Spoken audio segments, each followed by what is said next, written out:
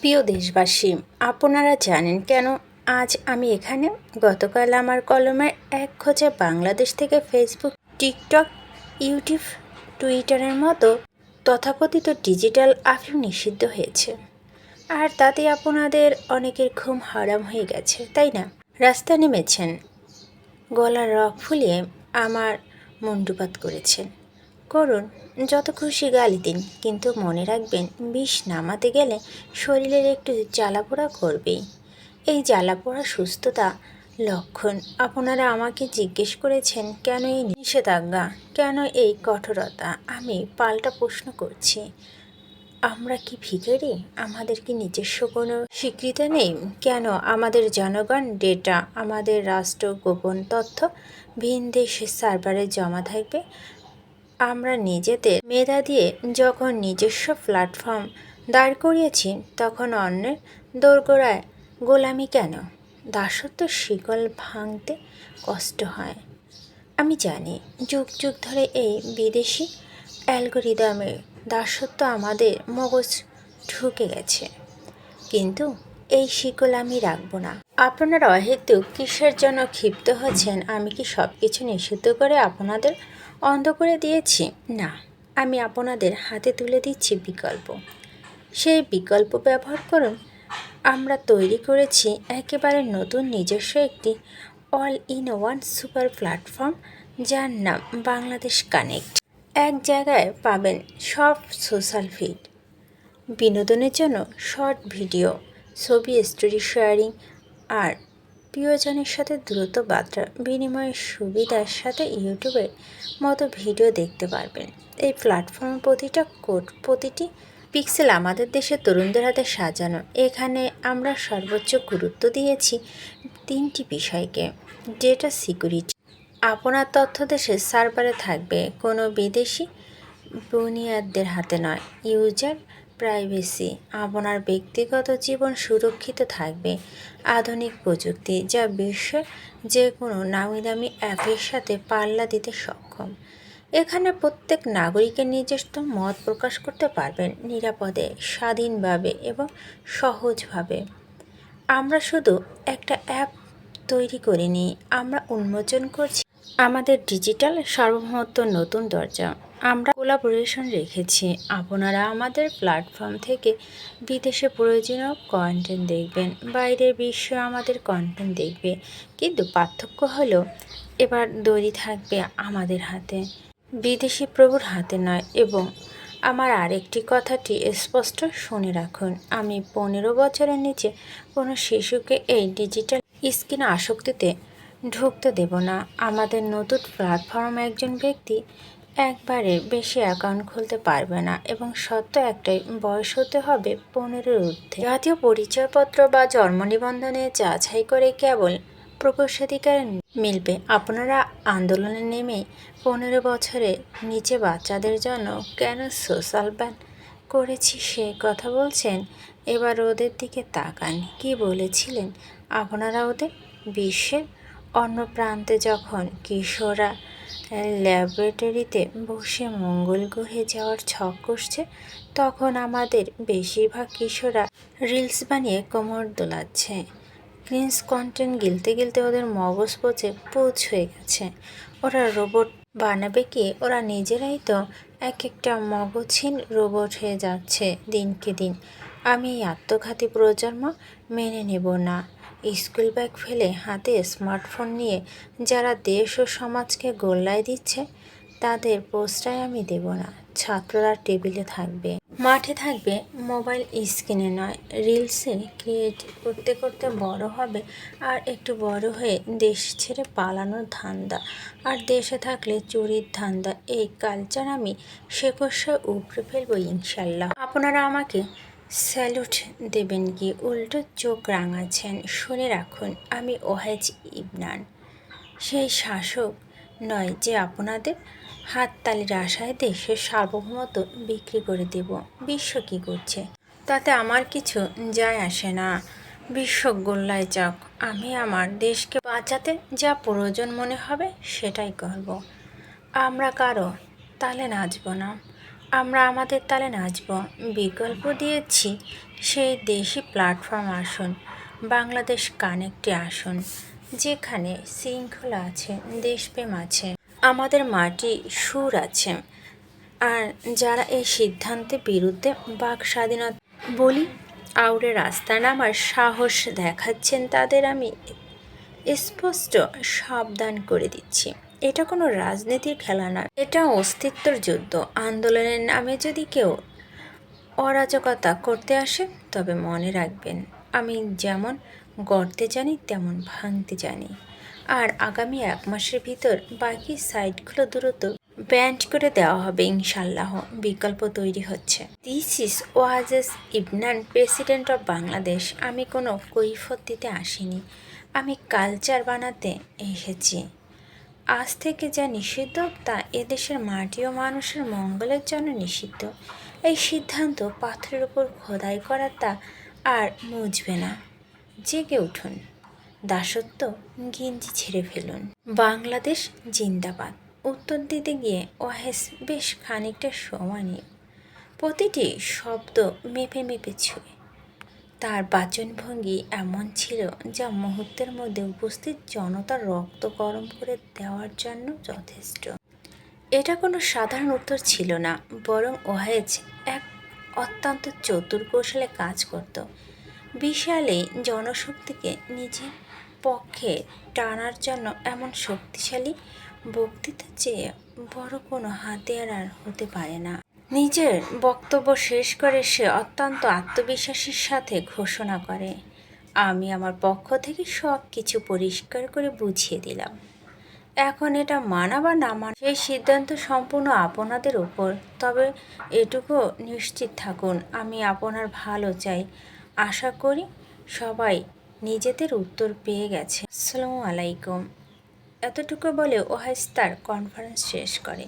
তার মধ্যে কোনো তাড়াহুড়ো নেই, চোখ মুখ দুশ্চিন্তার লেজ মাত্র নেই। সে ধীরে স্থিরভাবে সিট ছেড়ে উঠে দাঁড়ায় এবং বডিগার্ডদের কড়া নিরাপত্তার ভিতরে অত্যন্ত স্বাভাবিক ভঙ্গিতে স্টেজ ত্যাগ করে। সারাদিনের হাড় ভাঙা খাটুনি আর তার সাথে উপরি পাওনা হিসেবে জনগণের একগাদা গালাগাল, সব মিলিয়ে এক আকাশ বিষণ্ণতা কাঁধে নিয়ে বাড়ি ফিরে ওয়াহেজ। ভেবেছিল বাড়ির চৌঘাটে পা দিলেই বুঝি একটু স্বস্তি মিলবে, কিন্তু হায়, ঘরে ঢুকতে না ঢুকতে শুরু হয়ে যায় আরেক পোস্ত নাটক। মা আর ছোট চাচি ওপ পেতেছিলেন। ওয়াহেজকে দেখা মাত্র তারা শুরু করেন নালিশের পাহাড়। অভিযোগের কাঠগড়া আর কেউ নয়, সে আনভি। ওয়াহেজের ভিতরটা তিক্ততায় ভরে উঠে। ক্লান্ত দীর্ঘশ্বাস ফেলে সে মনে মনে ভাবে, শালা বিয়ে করাটাও কি তবে ভুল হলো? দুনিয়ার প্রতিটা পুরুষের কপালে কি এই একই জ্বালা লেখা থাকে? বিয়ের বয়স 24 ঘন্টা পেল না, এরই মধ্যে শুরু হয়ে গেছে বইয়ের নামে বিচার সভা। আর কি সেই বিচার? বিচার হলো আনভির মৌনতা। অভিযোগের ফিরিস্তি বেশ লম্বা। আনভি নাকি সারাদিনে একবারও ঘর ছেড়ে বের হয়নি। উষা বান্ধবীরা এসে ওকে ওর 4 দেওয়ালের মাঝে দেখে গেছে। এখানে শেষ নয়, সে সারাদিনে মাত্র একবেলা ভাত মুখে দিয়েছে। বাড়ির কারো সাথে দুটো কথা পর্যন্ত বলেনি। নতুন বইয়ের কাছ থেকে এমন আচরণ ওনাদের কাছে একেবারেই অপ্রত্যাশিত। হাসি খুশি চঞ্চল বউদের বদলে এমন গুমোট আচরণ দেখা ওনারা তাই ক্ষোভে টকবক করছেন। আর সেই ক্ষোভে আগুনে আজ এখন সরাসরি এসে লাগছে বিধ্বস্ত ওয়াহেজের গায়ে। ওয়াহেজের সব অভিযোগ নীরবে হজম করে রুমে আসে। উদ্দেশ্য আনবিকে জিজ্ঞেস করা, কেন সে এমন করছে, কী কারণে অহেতুক এই যন্ত্রণা সৃষ্টি করছে। এসব ভাবতে ভাবতে সে ঘরে প্রবেশ করে, কিন্তু ঘরে ঢুকেই দেখে আনবি নেই। ওয়াহেজ হাতের কোটটা বিছানায় রেখে ওয়াশরুমের দিকে তাকায়। না, সেখানেও নেই। ওয়াশরুমের দরজা বাইরে থেকে লক করা, তাহলে বোধহয় বারান্দায় আছে। এই ভেবে ওয়াহেজ বারান্দার দিকে পা বাড়ায়। বারান্দার দরজা আলতো পায়ে এসে দাঁড়াতে তার চোখ পড়ে আনভিকে। আনভি বারান্দা ফ্লোরে বসে টেবিলে রাখা ল্যাপটপে বাংলাদেশ কানেক্ট লগ ইন করার আপ্রাণ চেষ্টা করছে। ল্যাপটপের পাশেই তার আইডি কার্ড পড়ে আছে। আজ সকালেই আনভি খালামণি তার আগের বাসা থেকে প্রয়োজনীয় সব জিনিসপত্র দিয়ে গিয়েছে। তাই ল্যাপটপ আর আইডি কার্ড এখন তার হাতে। নিজের কাজের জন্য একটা সোশ্যাল মিডিয়া খুব প্রয়োজন, কিন্তু ফেসবুক টিকটক বর্তমানে ব্যান থাকার বাধ্য হয়ে ওয়াহেজের টিমে তৈরি করা এই সাইডে লগ ইন করার চেষ্টা করছে সে, কিন্তু কিছুতেই পারছে না। একবার ব্যর্থ হয়ে আনবির নিজের মনে বিড়বিড় করে বলতে শুরু করে, এই প্রেসিডেন্ট একটা আস্ত বলদ। এসব বন্ধ করা কি খুব প্রয়োজন ছিল? এখন মানুষ লগ ইন করতে পারছে না, সবার কত সমস্যা হচ্ছে, এইগুলো কি তার মাথায় আসে না? সারাক্ষণ প্যাঁচার মতো মুখ বানিয়ে রাখে আর কাজকর্ম করে গাধার মতো। আরে ভাই, এখন আমাদের মতো মানুষ কি হবে? এটা তো লগ ইন হচ্ছে না। ধুর ধুর, চলে যাব এই দেশ ছেড়ে। একটা কিডনি বিক্রি করে হলেও এই দেশ থেকে চলে যাব। বিক্রিতে সব ছেড়ে যেই না আনবি উঠে দাঁড়ায় এবং আর মোড়া ভাঙতে পিছনে তাকায়, অমনি তার হুঁশ উড়ে যায়। এক বিব্রতিকর পরিস্থিতি পড়ে যায় সে। যার ব্যাপারে এতক্ষণ এত কিছু বলছিল, সে মানুষটি তার ঠিক পিছনে দাঁড়িয়ে। ওয়াহেজের দেখে আনবি আমতা আমতা করে বলে, আপনি? ওয়াহেজের আনবির কথা কোনো উত্তর না দিয়ে ধীর পায়ে তার দিকে এগিয়ে আসে। একদম কাছে এসে আনবির দু বাহু নিজের দু হাতে শক্ত করে চেপে ধরে।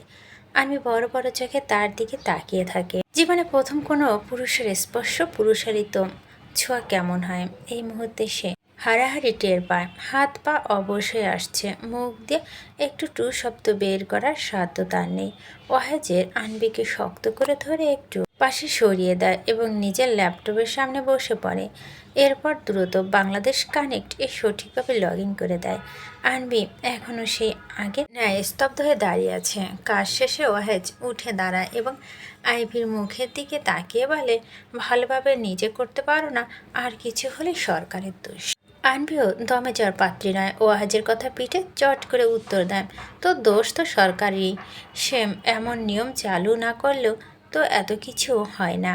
ওয়াহেজ ঠান্ডা গলায় শুধায়, সরকার তো বলেছে, কি জন্য, কেন এসব করলো? সব তো নথিপত্র লিখে দিয়েছে, তুমি কি সেটা পড়নি?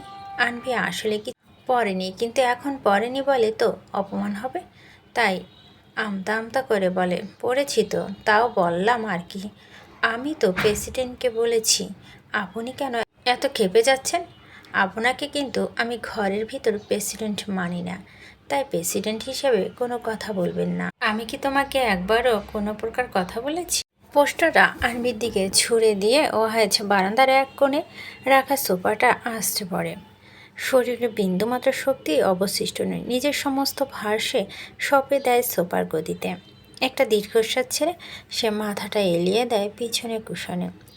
আনবি তার প্রশ্নের উত্তর কিছু একটা বলতে গিয়ে থমকে যায়। শব্দগুলো গলায় কাছে দলা পাকিয়ে ওঠে, কারণ তার দৃষ্টি এখন স্থির হয়ে আছে ওয়াহেজের ওপর। লোকটা কি ভীষণ ক্লান্ত, সারাদিনের অমানসিক ধকলে শরীরটা মনে হচ্ছে আর বইতে পারছে না, একদম নেতিয়ে পড়েছে। চোখ মুখ মুদে আছে সে, চোখে নিচে স্পষ্ট কালছে ছায়া। মুখটা কেমন রক্তশূন্য ফ্যাকাশে হয়ে আছে তার। কপালে জমে থাকা বিন্দু বিন্দু ঘাম আর উস্খুস্ক চুলগুলো তাকে আরও বেশি বিধ্বস্ত দেখাচ্ছে। শার্টের হাতাটা কোনো পর্যন্ত গুটানো, বুকের ওপর কয়েকটা সেখান দিয়ে দেখা যাচ্ছে ওর ক্লান্ত বুকটা কেমন ঘন ঘন ওঠানামা করছে। এই মুহূর্তে ভালোভাবে বিধ্বস্ত ওয়াহেজকে দেখে আনবির বুকের ভেতরটা কেমন মোচড় দিয়ে ওঠে। তার মনে হয় দিন শেষে পুরুষ মানুষ এমন নিঃস্ব, ক্লান্ত আর বিধ্বস্ত চেহারা চেয়ে বোধ হয় কষ্টদায়ক কোনো দৃশ্য পৃথিবীতে নেই। আনবিকেও ভাবে করুণ চোখে পলকহীন তাকিয়ে থাকতে দেখে ওয়াহেজ খুব কষ্ট করে চোখের পাতা দুটো একটু ফাঁকা করে ক্লান্তিতে জড়িয়ে আসা গলা ভুরু কুঁচকে জিজ্ঞেস করে, কি হলো? এভাবে তাকিয়ে আছো কেন? ওয়াহেজের প্রশ্নে আনবি হুঁশ ফেরে কিছুটা অপ্রস্তুত হয়ে দুদিকে মাথা নাড়িয়ে সে বলে, না কিছু না।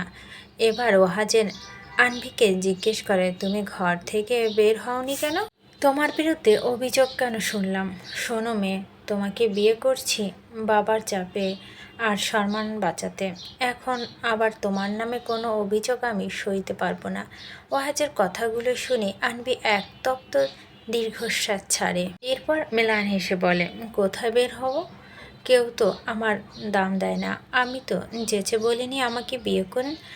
আমার বাবা নামক তকমাধারী মানুষটা আমায় বাধ্য করেছেন।